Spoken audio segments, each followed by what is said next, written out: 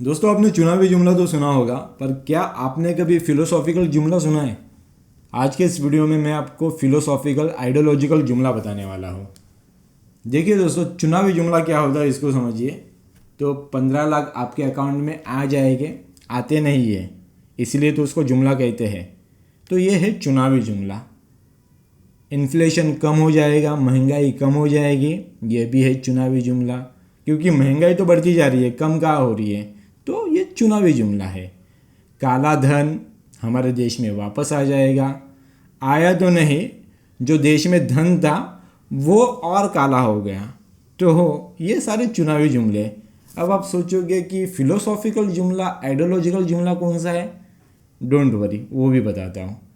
Ideological जुमला ये है कि इस देश को हिंदू राष्ट्र बनाना है। दोस्तों, हमारे भारतीय संविधान में India that is Bharat, India that is Bharat ये लिखा हुआ है। उसके बावजूद इस देश में पॉलिटिकल पार्टीज के कुछ नेता ये प्रचार प्रसार कर रहे हैं कि इस देश को हिंदू राष्ट्र बनाना है, हमारा भारत हिंदू राष्ट्र है। जबकि हमारा Bharat India that is Bharat ये संविधान में लिखा हुआ है। फिर भी ये लोग कहते हैं कि ये हिंदू राष्ट्र हमको बनाना है। हालांकि जो पॉलिटिकल पार्टीज ये प्रचार कर रही है वो खुद भी जानते हैं कि इस देश को हिंदू राष्ट्र कभी बना नहीं सकते, क्योंकि भारत की संस्कृति विभिन्न संस्कृति से मिलकर ये भारत बना है। अब आपने देखा होगा कि खालिस्तान की मांग उठने लगी है। उनको जब सवाल किया जाता है कि इस तरह की मांग क्यों उठा रहे हो, भारत को तोड़ने की कोशिश क्यों कर रहे हो, तो वो कहते हैं कि जब हिंदू राष्ट्र की बात होती है तब तो आप नहीं कहते कि ये लोग देशद्रोही है। जब हम लोग खालिस्तान की मांग कर रहे हैं तो आप लोग कहते हो कि हम देशद्रोही हैं। अब इसका क्या उनको जवाब देंगे, क्योंकि आप लोग ऐसे हो कि आपको जब पूछा जाता है कि बुद्ध धर्म, तो आप कहते हो कि अरे बुद्ध धर्म ये तो हिंदू धर्म का एक पंथ है। सिख धर्म, अरे ये भी हिंदू धर्म का एक पंथ है। जैन धर्म, अरे ये भी हिंदू धर्म का एक पंथ है। मतलब बाकी सारे पंथ और आपका जो है वही धर्म, बाकी सारे पंथ, मतलब श्रेष्ठ आपको बनना है। तो ये श्रेष्ठ बनने के चक्कर में 1946 में इस देश के टुकड़े एक बार हो चुके हैं। और कितने टुकड़े करना चाहोगे? इंडिया दैट इज़ भारत संविधान को मानो। हमको गर्व है, हम एक भारतीय है। बाबा साहेब अम्बेडकर जी ने कहा था, we are Indian firstly and lastly. हम प्रथमतः भारतीय है, अंततः भी भारतीय है। तो हमको गर्व है, बाबा साहेब अम्बेडकर जी पे गर्व है, इस देश पे गर्व है, जिन्होंने इस देश का संविधान स्वीकार किया।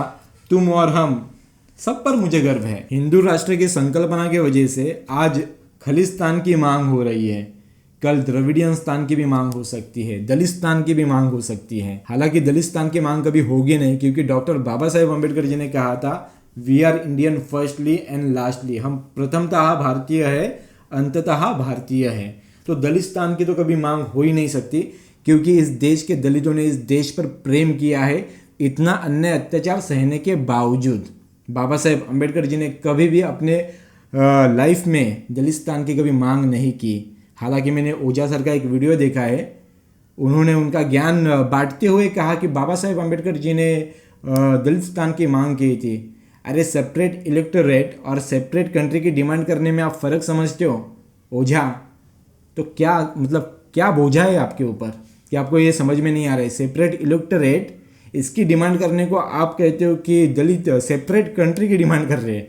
बाबा साहेब अम्बेडकर जी ने अपने पूरे लाइफ में कभी भी दलिस्तान की मांग नहीं की। इस देश में, इस देश को संगठित रहना चाहिए, सबको इस देश में मिलकर रहना चाहिए। ये बाबा साहेब अम्बेडकर जी का स्टैंड था। बाबा साहेब अम्बेडकर जी इस देश को अखंड रखना चाहते थे। अगर बाबा साहेब अम्बेडकर जी को दलिस्तान की मांग करनी होती तो ये देश दलिस्तान बनकर ही रहता। क्यों? क्योंकि देखिए, बाबा साहेब अम्बेडकर जी इतने जिद्दी किस्म के इंसान थे। आपने उनको पढ़ने नहीं दिया, जिद करके वो पढ़ लिए। आपने मंदिर में घुसने नहीं दिया, जिद करके मंदिर में घुस गए। आपने पानी पीने नहीं दिया चौधर तालाब का, जिद करके उसी चौधर तालाब का पानी पिए। बाबा साहेब अम्बेडकर जी इतने ज़िद्दी थे। अगर बाबा साहेब अम्बेडकर जी ने चाहा होता कि दलिस्तान बनाना है तो बन गया होता, पर बाबा साहेब अम्बेडकर जी ने ऐसा होने नहीं दिया, क्योंकि बाबा साहेब अम्बेडकर जी का इस देश पर प्रेम था। दलितों ने इस देश को कभी भी नहीं बांटा। इस देश को बांटने वाले लोगों में भी आपका नाम का जिक्र आता है, ना कि हमारा। तो इस बात को आप लोग समझिए। जो लोग हिंदू राष्ट्र की डिमांड कर रहे हैं, उनके वजह से आज द्रविडियन की डिमांड हो सकती है, खालिस्तान की तो हो ही रही है।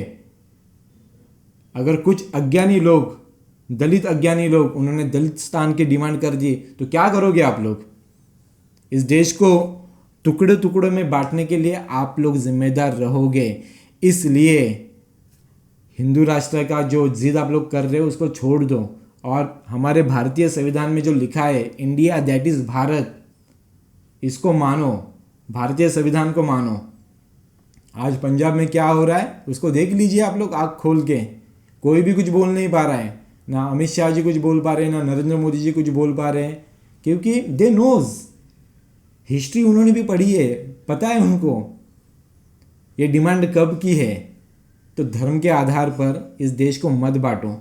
आपको ये बहुत इजी लग रहा है कि हिंदू राष्ट्र बना के रहेंगे। अरे ये फिलोसॉफिकल जुमला है, दूसरा कुछ भी नहीं है। ये कभी नहीं होने वाला है। जिस तरह से चुनावी जुमला था कि 15 लाख आएंगे, वो कभी आने वाले नहीं थे। जिस तरह से जुमला बताया गया था कि 2 लाख नौकरियां जनरेट होगी, वो कभी हुई नहीं। जिस तरह से बताया था कि काला धन वापस आएगा, बल्कि वो कभी आया नहीं। उसी तरह से ये फिलोसॉफिकल आइडियोलॉजिकल जुमला है, जो हिंदू राष्ट्र होगा वो कभी होगा ही नहीं। जो बताया जा रहा है वो एक जुमला है। इस बात को आप लोग समझ लीजिए। भारत माता की जय। जय भीम, नमो बुद्धाय।